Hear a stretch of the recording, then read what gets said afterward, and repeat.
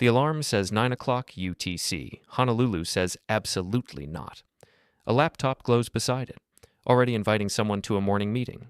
The room is pitch black, a hand is still buried under a blanket, and the word morning feels like it wandered into the wrong building. So if every clock on Earth agreed, would time finally get simpler, or would the same number make life harder to understand?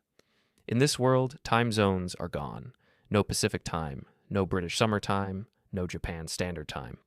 Every civil clock uses UTC, one official number everywhere. And right now, that number is 9 o'clock UTC. In Honolulu, on this August night, that lines up with 11 at night the day before. The phone is correct.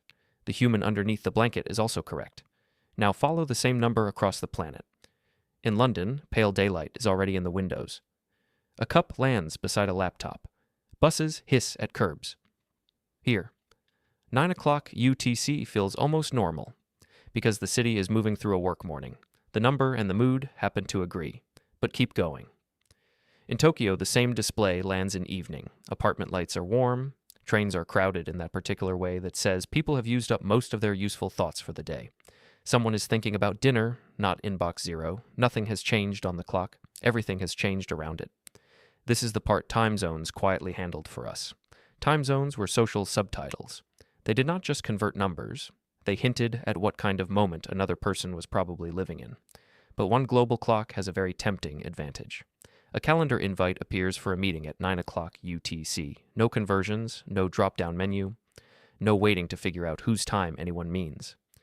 The little box looks almost smug. For a second, the future seems beautifully clean. Then the humans join. 3 faces appear, all perfectly on time. Honolulu is dim, whispering, and half asleep. London is upright, caffeinated, and ready to share a screen. Tokyo is sitting in evening light, with the energy of someone who has already socially completed the day. Someone says, "Good morning." And suddenly, that phrase needs a passport. Everyone is punctual, which somehow makes it worse. The clock problem has been solved. The human reading problem has arrived. A global clock would make time simpler and life harder to read. Because your body is still listening to light. School's still open in local mornings. Dinner still happens after local work. Neighbors still prefer not to be called when their windows are dark. So calendars would start growing the missing information back.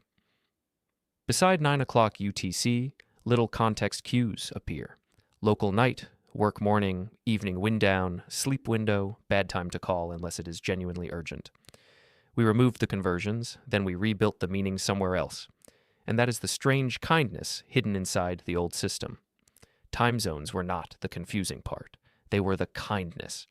Back in Honolulu, the phone still glows with the same number. Now it does not look broken. It looks incomplete. The number tells the truth, the window tells the rest. And if you enjoyed this tiny trip through one clock reading, subscribe, because the ordinary world is full of systems that look simple only until humans enter the room.